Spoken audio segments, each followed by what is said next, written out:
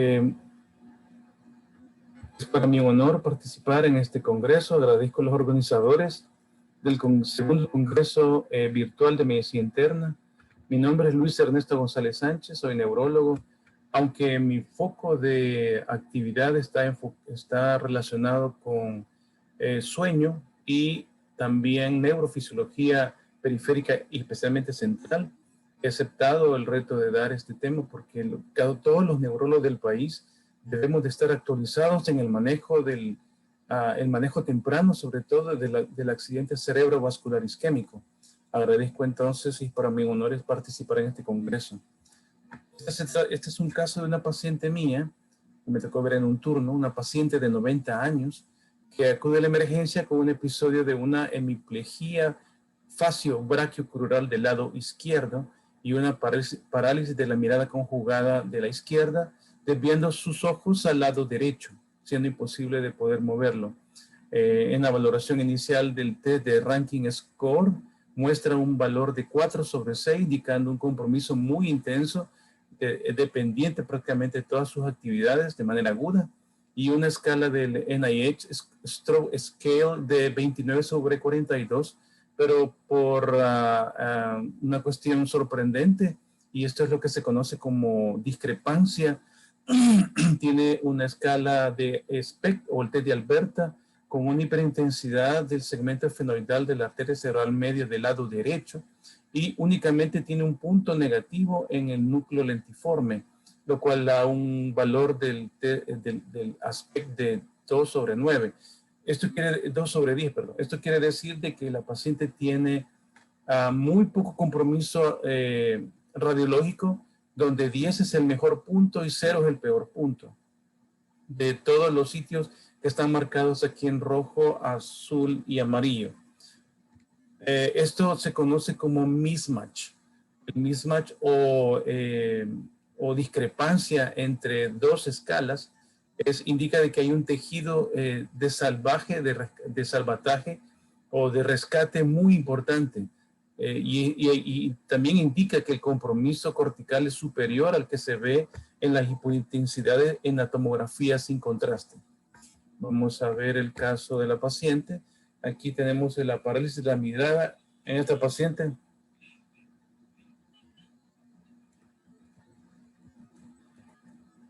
Solo alcanzo a oír que la paciente dice gracias. Solo alcanzo a entender la palabra gracias, doctor, y de ahí no le entiendo más. No puede ver a la hija que está en el lado izquierdo y se inició una trombolisis a 2.5 horas del iniciado del cuadro y la paciente recupera en 5 minutos la capacidad para mirar de manera conjugada a la izquierda, donde estoy teniendo en este momento la entrevista, y también recupera la hemiplegia facial, braquial, y ya puede levantar la pierna.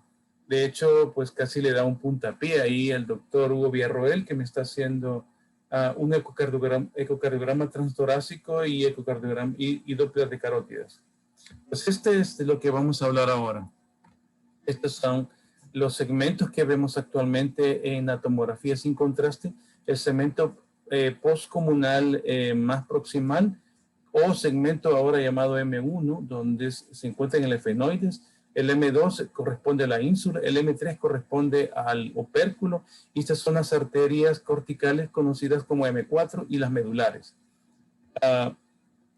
Estas son las guías de las cuales vamos a hablar ahora, son las guías publicadas por Power en el año 2018, han sido revisadas en 2019, aunque se vienen presentando desde el 2005. Y debió haber habido una publicación 2020, pero la pandemia produjo importantes retrasos.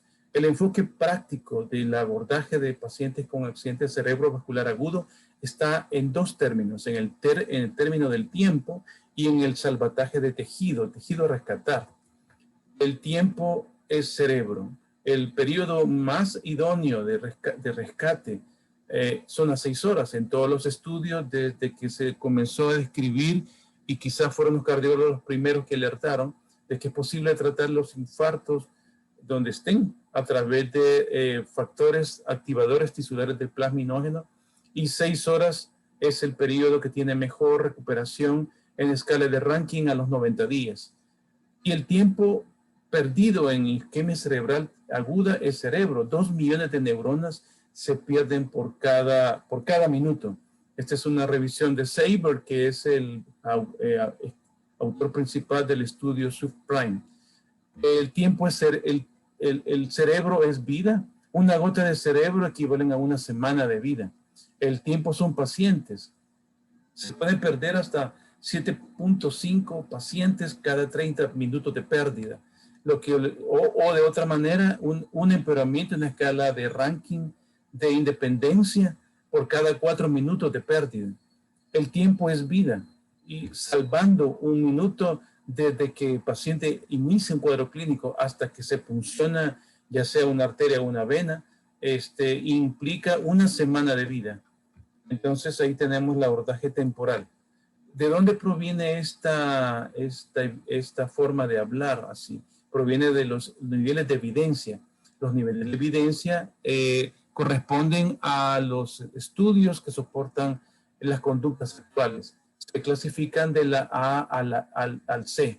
De la A son estudios randomizados, bien diseñados, con placebo, grupo control, doble ciego a veces, o los estudios metaanálisis que provienen de esos estudios randomizados, que son más de 2. Ese es nivel A. Y el nivel peor de todos es el nivel C, lo que dicen los expertos. O sea, es esta cuestión que siempre hacemos de quedarnos detrás de un profesor y vamos a aceptar lo que el profesor diga, ¿verdad? Pero la mejor evidencia no está ahí. Esa es la peor evidencia. La mejor evidencia proviene de lo que son los estudios aleatorizados, randomizados, que hablan acerca de los resultados consistentes y de ser posible multicéntricos. Los niveles de evidencia que se clasifican, como digo, por letras, también producen clases de recomendación. La segunda corresponde a la más fuerte y la peor de las clases es la clase 3, donde el riesgo supera el beneficio. Las palabras que utilizamos para los niveles de recomendaciones fuertes o clase 1 se recomienda, está indicado, es el estándar, es útil, es efectivo, es beneficioso, es el tratamiento más conveniente sobre el B. Muy bien, es posiblemente lo que quizás sea el presente y el futuro, de que exista una ambulancia que tenga una tomografía con contraste y al mismo tiempo que tengamos la posibilidad de que un grupo, un team encargado del manejo del paciente con accidente cerebrovascular agudo esté esperando al paciente, pero de manera remota, o sea, lo que ahora le conocemos como el telestroke. Esto lo manejan los técnicos y el paramédico básicamente recibe una indicación a través de la información clínica que recibe de un paciente encamado. Y aquí podemos iniciar el tratamiento y esto es tiempo recuperado porque todo lo que espera en el transporte se perdería. Ya están en muchos sitios en Estados Unidos, en países bien desarrollados. Una cosa importante que tiene un clase de recomendación 1 y un nivel de evidencia A es la tomografía sin contraste en accidente cerebrovascular agudo. Para esto utilizamos el TET de Alberta o el ASPECT, que es un análisis de las regiones del cerebro en base a sus arterias de irrigación. Como sabemos, la arteria cerebral media tiene M1 hasta M5. Entonces, los cortes axiales, donde podemos ver la ínsula, el opérculo, los ganglios basales, son los sitios basales que nos permiten ver desde M1 hasta M3 y unos 2 centímetros arriba tenemos los cortes más rostrales. Y pues esto nos permite ver los segmentos desde la M4 hasta M5, M6. Esto nos va a tomar en una tomografía multicorte unos 64 cortes, por ejemplo, unos 5 minutos. Y es suficiente. Con esta información básicamente se puede tomar decisiones. Lo que queremos descartar es que no existe hemorragia. Eso es lo más importante. Con el cuadro clínico podemos tomar las decisiones que se deban de tomar. La resonancia magnética es un examen muy útil, pero nos toma 40 minutos y es más cara para obtenerlo. Pero sin embargo da información crítica. La resonancia magnética sería la estrategia en base a salvataje, a tejido a rescatar. Tenemos actualmente el avance desde el año 1994 que comenzaron los estudios pivotales con ECAS 1, 98 ECAS 2 y ECAS 3 2008. Han habido muchos avances en el tiempo límite que nos brindaba inicialmente el tratamiento endovenoso. Con el manejo de terapias de RTP por vía interarterial hemos llegado hasta 24 horas. Entonces, la resonancia magnética cabe en ese periodo. Y aquí es importante muchas cosas. Por ejemplo, nos interesa la fase de difusión, la perfusión, el flare. La diferencia entre difusión y flare nos da lo que es el mismatch o esta discrepancia entre un hallazgo que es el flare y el poco compromiso de electrones detenidos en la difusión. O podemos tener un poco más de información con la fase de perfusión, con el contraste, y podemos ver un poco la penumbra. Por ejemplo, aquí tenemos un ejemplo. Aquí tenemos un estudio que está en difusión y aquí tenemos un estudio en T1 con contraste, donde se puede ver la magnitud del infarto que será superior, y esta diferencia en ambas placas da como resultado el mismatch, que es este tejido que es el que se va a rescatar.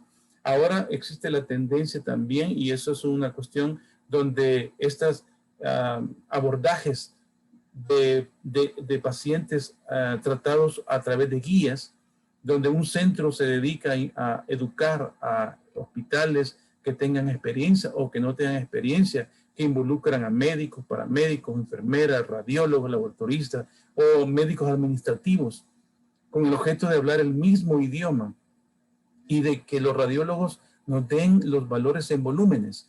Por ejemplo, este es un volumen que supera los 20 centímetros cúbicos. Ese es un valor importante, pero nos permite discriminar áreas, por ejemplo, pacientes de 80 años, mayores de 80, menores de 80, podemos admitir una mayor cantidad de volumen para el tratamiento con RTPA por vía intravascular. La tomografía es otro importante avance en este aspecto, porque si el paciente ya se le está tomando una tomografía computerizada, pues ahí tenemos la vena y podemos perfundir material de contraste. Esto nos permite ver el AIF y el BOF, que es el ingreso el ingreso del flujo arterial y el egreso venoso de flujo.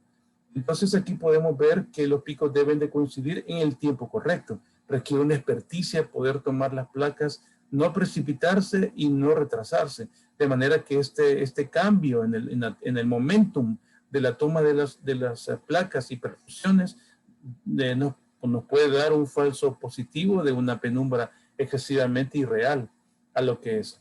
Un aspecto importante es que la tomografía, esto se llama tomografía axial computerizada con perfusión y angiografía, o el CTP-CTA, así lo voy a mencionar. La ventaja del CTP-CTA es que nos permite examinar a pacientes que tienen tiempos indefinidos. Por ejemplo, pacientes que despiertan con el accidente cerebrovascular y el último momento que tenía es tal hora. Entonces, aquí revisamos el último mejor momento. Y ahí pueden ser 6 horas, porque la persona puede haber estado dormida 6 horas o 8 horas. Se acostó bien a tal hora, pero despertó así. No tomamos el momento que está despierto como el 0, sino el último buen momento. Entonces, utilizando ese criterio, el CTP-CTA da información útil para el tratamiento endovascular. Bien, tanto que usamos CTP o resonancia de difusión-perfusión, todos tienen valores en estudios multicéntricos, todos dan valores positivos a favor del uso de resonancias y tomografías con esta variante de perfusión.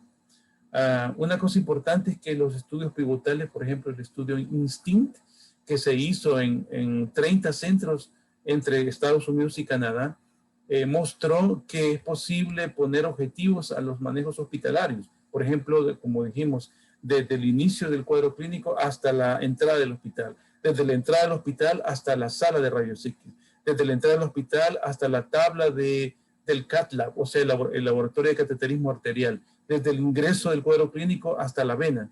Y esto nos permite tomar tiempos. Esos tiempos, cuando los colegas intervienen cada 3 meses formando educación en la urgencia que tiene el manejo con accidente cerebrovascular agudo, hace que se mejore significativamente en el grupo intervenido al cabo de un año.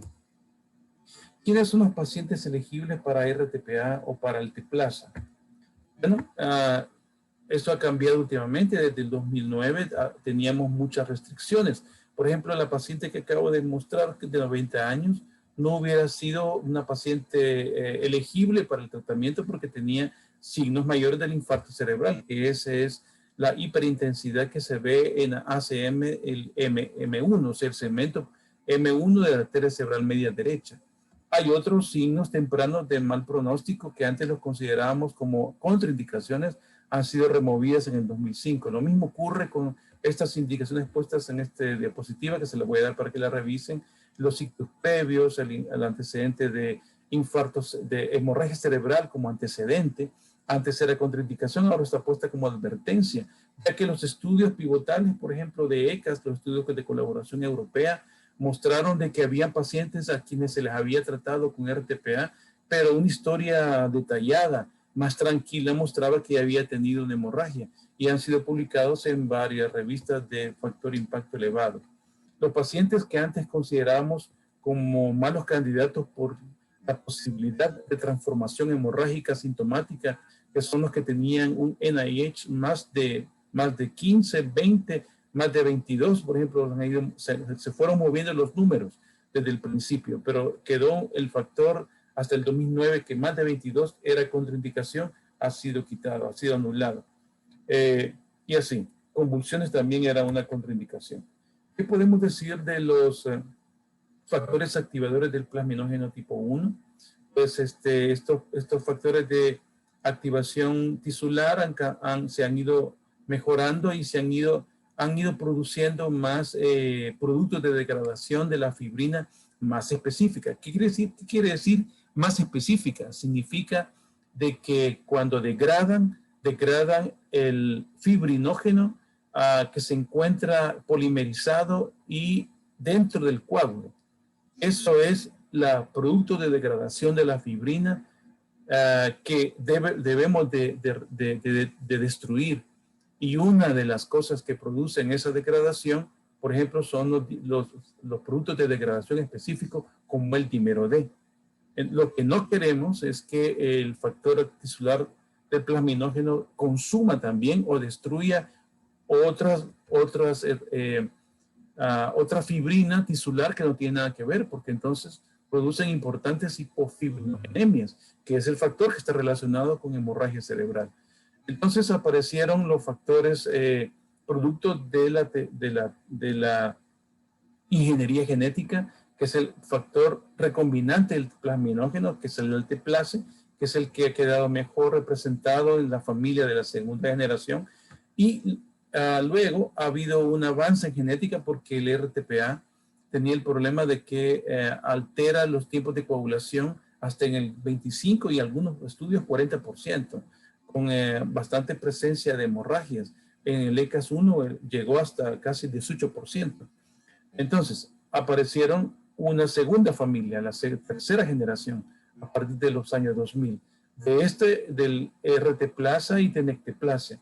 El que más ha alcanzado significancia es este cambio molecular que se hizo en uno de los dominios que tiene la molécula de alteplasa, que es el TNK, es un cambio de los aminoácidos que vemos en este momento. Esta es la imagen de la RTPA y sus 5 dominios. El dominio de rosquilla 2 tiene un pequeño cambio en la tenecteplase en este punto por este cambio en los aminoácidos. Este cambio conformacional son tres cambios, por eso se llama tenecteplase, TNK. Hace que este factor recombinante tisular sea más estable. muy resistente a la degradación por inactivadores de la plasmina y también por el inactivador del factor activador de plasminógeno tipo 1. O sea, es más resistente inclusive a la desintegración hepática, pero tiene una característica, es más específico de la degradación de la fibrina del coágulo, como veremos aquí. Una vez entra al endotelio, el factor activador de plasminógeno es inactivado por el hígado, inactivado por el inhibidor activador de plasminógeno tipo 1, y lo que queda, se queda activando el plasminógeno que se encuentra dentro de la fibrina del coágulo. Esta fibrina del coágulo está bien polimerizada y la RTPA es muy activo en los enlaces cruzados. Y entonces produce una ruptura, una desintegración, especialmente en el punto de arginina 561 y valina 562. Entonces esa ruptura, esa escisión que ocurre en este punto, transforma el plasminógeno a plasmina, y esto produce la degradación de la fibrina finalmente con sus productos de degradación. Pero el RTPA, o sea, el alteplase produce menos especificidad de lo que creíamos, no produce tanto dímero D. El 25% del fibrinógeno sérico se reduce y altera los tiempos de coagulación, inclusive el 25% de pacientes tienen un INR alargado. Y pues la plasmina tiene su propio inhibidor. El alteplase es 15 veces más específico, 6 veces es más persistente en sangre y 80 veces es más resistente a la inhibición por los mecanismos normales del alteplase. Otros puntos importantes aquí. Número 1, establecer el último buen estado de un paciente. Esto define la ventana terapéutica. Número 2, imágenes apropiadas. Número 3, mantener una presión arterial, esto es crítico, menor de 185, menor de 110. Los manejos con accidente cerebrovascular agudo son multidisciplinarios. Siempre tendremos que tener a la mano un intensivista y un cardiólogo, un ecocardiografista y radiólogos. Tendremos que estar en continua comunicación.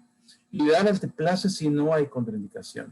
¿Cuáles son las elegibilidades? ¿Quién es elegible? 18 años y que el cuadro clínico sea el de un ACV agudo menor de 4.5 horas y vamos adelante. De Marchak en el año 2015 ya hizo un resumen de cuáles son las contraindicaciones absolutas. Menciono algunas aparte de las que ustedes pueden leer rápidamente aquí. Aneurismas. Aneurismas ya ahora puede ser una elegibilidad, excepto que tenga no más de 10 milímetros y que no esté asegurado. Un aneurisma asegurado es el que está localizado en la calota craneana, o sea, en continuidad, una parte de su pared está en contacto con el periósteo, o que haya sido tratado, o sea, que haya sido embolizado o que le haya puesto un stent, o que haya sido tratado por vía endovascular. Esos son los tratados, pero no más de 10 milímetros. Sangramientos activos, endocarditis, glucosa es otra cosa importante. La glucosa es un importante imitador de accidente cerebrovascular agudo. Por lo tanto, es importante tomar la glucosa justo antes de la aplicación de RTPA. El uso de heparinas de bajo peso es contraindicación absoluta. El uso de antitrombínicos en menos de 48 horas, especialmente si se alteran los tipos de coagulación, son contraindicación también. Pues, 48 horas con función renal normal. Esas son las más importantes. Una muy importante es la presencia de trombosis de los senos durales, porque la trombosis del seno dural básicamente mueve al paciente hacia la anticoagulación con heparinas de bajo peso. Obviamente, pues la tenecteplase será la próxima molécula que desde mi punto de vista y de la vista de muchos colegas también y expertos, va a sustituir al alteplase, especialmente por un punto y que tiene menos costo que el alteplase. El tenecteplase tiene una dosis mejor a 0.25 miligramos por kilo y no necesita la hora para infusión como el alteplase, sino que en poco tiempo ya es bien activo y se puede usar por vía intraarterial también. La sonotrombolisis ha sido una decepción, no es útil, encarece los costos del tratamiento también. Bueno, este es un algoritmo que les he puesto acá. El paciente ingresa con ACV agudo. ¿Qué es lo primero? Descartar que no tenga trombosis descendurales. Esto va a requerir seguramente una tomografía con contraste. Solamente la forma de contraste podremos ver si existe trombosis en alguno de los senos cerebrales. Luego, si no tiene trombosis, definimos la ventana. Estamos abajo de las 4.5 horas, vamos sin contraindicación a RTPA endovenoso. Si estamos por arriba de las 4.5 horas o tiene contraindicaciones absolutas para RTPA, que es la lista de que dijimos de Maescar, entonces pasamos a RTPA intraarterial. Si estamos en ventana, entonces damos RTPA. La aspirina tiene que retrasarse 24 horas y podemos dar un tratamiento adyuvante con trombectomía mecánica con el stent retriever. El stent retriever es quizás el de los más utilizados. No todos los neurocirujanos entiendo que lo usan en El Salvador. Creo que la mayoría sí, algunos no. Esto es que cuando el neurólogo llama, tiene que conocer quiénes lo usan o están habituados al uso. Eso depende de cada quien. Tratamiento de soporte, la valoración de la deglución, la tromboprofilaxis y la movilización temprana. Si está en menos de 4.5 horas, alteplase 0.9 por kilo, el 10% se pone en bolus directa y el resto se planifica para 1 hora, y tenecteplase, la dosis que va a ser más efectiva, casi posiblemente va a ser la dosis de 0.25 miligramos por kilo. Bueno, si el paciente no recupera la escala de Rankin Scale en el corto plazo, no debemos de esperar 30 minutos. Los pacientes usualmente recuperan esa funcionalidad muy rápidamente, en minutos. Entonces, si no lo recupera como se espera, entonces podemos ir a la segunda fase de esa ventana, que es irnos a la trombectomía.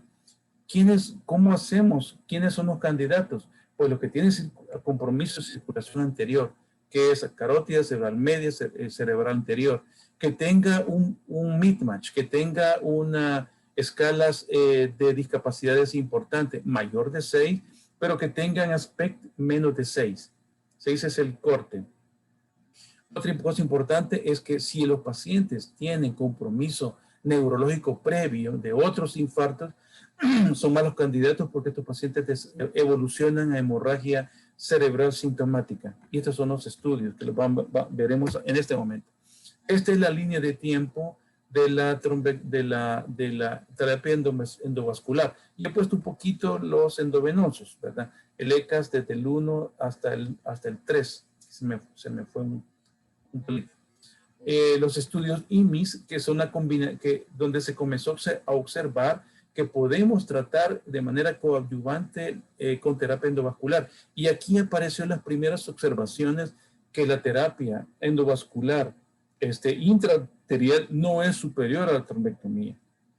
Al principio, los primeros estudios, por ejemplo, los que se trataron de hacer en los estudios ESCAPE, versiones tempranas en el 2013 como el síntesis, mostraron de que no es superior la terapia RTPA endovascular intraarterial sobre la RTPA endovenosa. Son prácticamente iguales, no son superiores. Pero claro, RTPA intraarterial tiene más costos. Luego vinieron los más importantes, el Mr. Clean, es un estudio que muestra que los pacientes que han sido tratados con RTPA pueden ser tratados exitosamente por vía intraarterial con una trombectomía, con un dispositivo adecuado, ¿verdad? Hasta las 6 horas. Y aquí comenzaron a avanzar los tiempos de las ventanas en los diferentes estudios, utilizando el criterio del mismatch y otro criterio importante es la circulación complementaria. Y entonces todos estos estudios han sido suspendidos y terminados antes del periodo por futilidad, o sea, porque es superior el tratamiento en el grupo intervenido que en el standard care. Uno muy importante que quiero mencionar es el REBAS, que es el del grupo del hospital donde yo me formé, el Hospital Clínico y Provincial de Barcelona, firmado por el doctor Ángel Chamorro. Es un estudio que pudo mostrar que es posible tratar con trombectomías con el dispositivo Solitaire hasta los menos de 8 horas. El estudio, los metaanálisis de Hermes. Luego vienen los muy importantes, que es el DIFUS y el DAV, que lo vamos a hablar en un instante. Me voy a pasar porque la podemos comentar más adelante. Y luego de 2008 para adelante vienen los estudios nuevamente endovenosos, pero con penumbra, que es que tienen un ACV de inicio incierto, pero con el último tiempo en ventana, que es el estudio Mr. Witness y el Wake Up. Luego del 2019-2021 hay un cambio en el factor activador para pasar a tenecteplase. Una palabra importante con respecto al tratamiento de la oclusión de la arteria central de la retina. Hay dos variantes.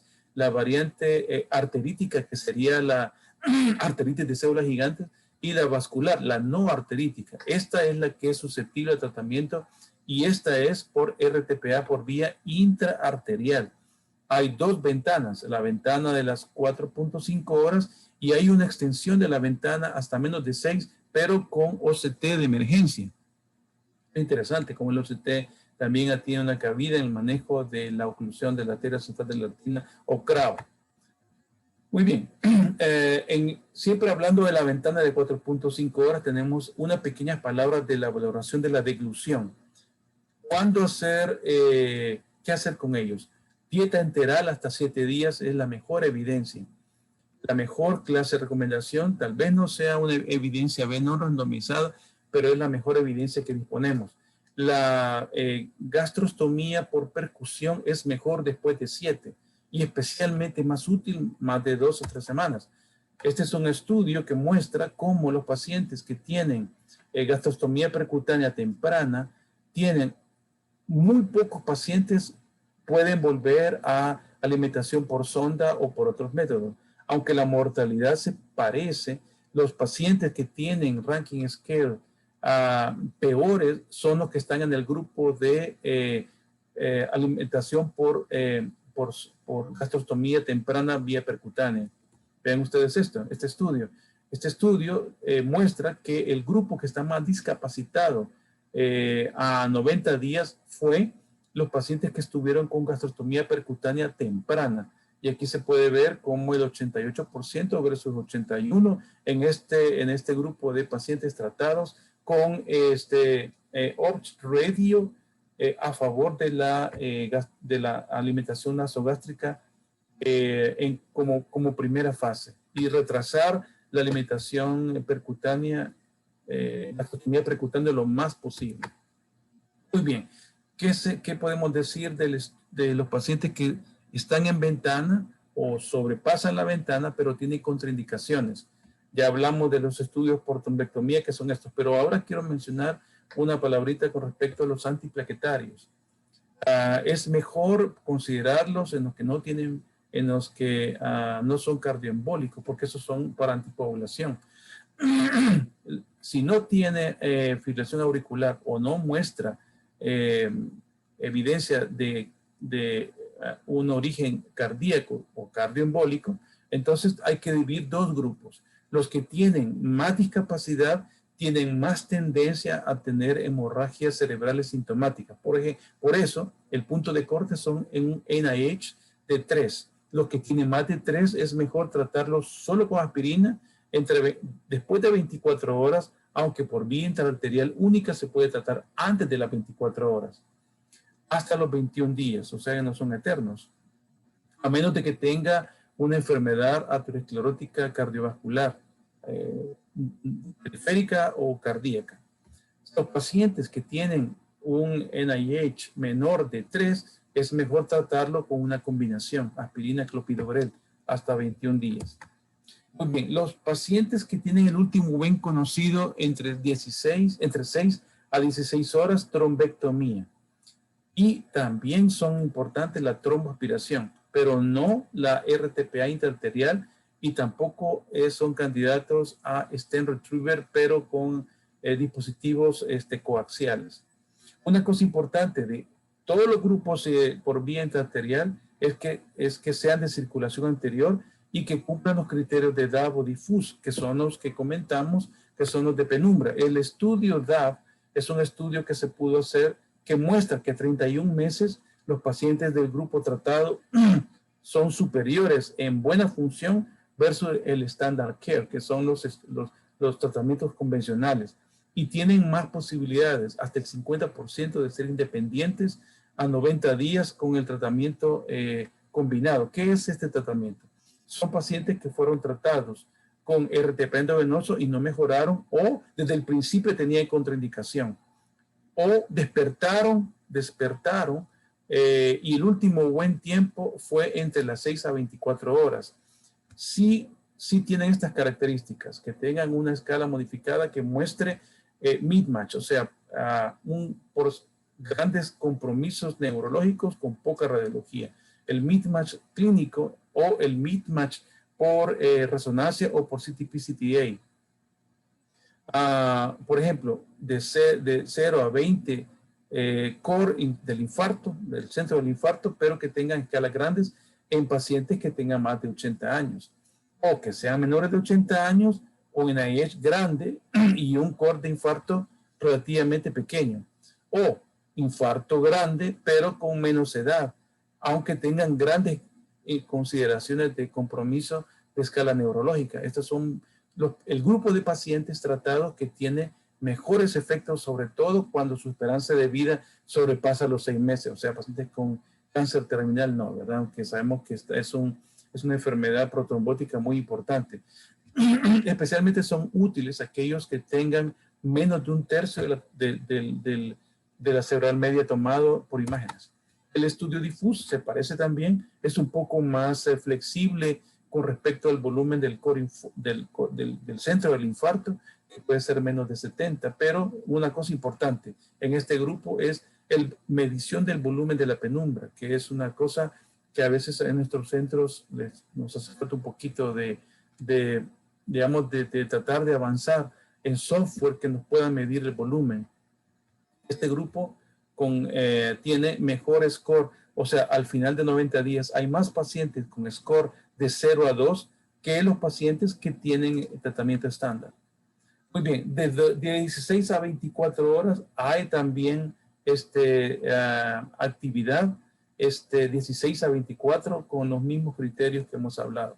Una palabra más con respecto a aquellos pacientes con infartos cerebrales que acuden con infarto miocardio combinados, agudo, infarto agudo de miocardio. Primero se trata el cerebro y después el corazón, en secuencia, ¿verdad? ¿Qué hacemos con los infartos antecedentes de infarto? El único que es muy importante descartar es el infarto miocárdico que no produce alteraciones del ST, o sea, el NSTMI, que no sea inferior a 3 meses. ¿Por qué? Porque este infarto es especialmente dañino, es especialmente crítica la pared del ventrículo izquierdo. Quiero mostrarles este pequeño video de lo que significa una ruptura del ventrículo izquierdo. Es especialmente un riesgo en RTPA, cualquiera de las dos formas, en presencia de un infarto no ST. Aquí está la gran hemorragia, la gran dilatación del ventrículo. Este es el aneurisma que ocurre en la pared del ventrículo izquierdo. Y ven el tamaño que se observa en la cavidad. Y sobre todo, pues la urgencia máxima que nadie de nosotros quisiera tener, porque esta es una hemorragia del septum en un paciente con ACV agudo. Pueden tener, imagínense el grado de mortalidad que puede tener este caso. Entonces, siempre recordar este aspecto, pero esto es muy difícil porque no todos los pacientes tienen accesible el electrocardiograma de los últimos. Por eso es que es importante que los pacientes sepan y que tengan conocimiento de sus cuadros clínicos. Este caso, paciente de 63 años, va a la emergencia con una ACM izquierda, segmento M1, tiene 6 horas, está preparado, está en el cath lab, ¿qué hacemos? ¿Tomamos una resonancia magnética? ¿Perdemos más tiempo? ¿Necesitamos más criterios de salvataje? ¿Vamos por una CTP? ¿Damos anteplace de un solo? ¿Damos anteplace prohibiendo venosa? ¿O nos vamos a la trombectomía mecánica? ¿Cuál es la respuesta? 1, 2, 3. Espero que hayan contestado esto. Bueno, para mí fue un honor haber participado en este congreso y les deseo lo mejor. Nos veremos en el tiempo de preguntas. Gracias.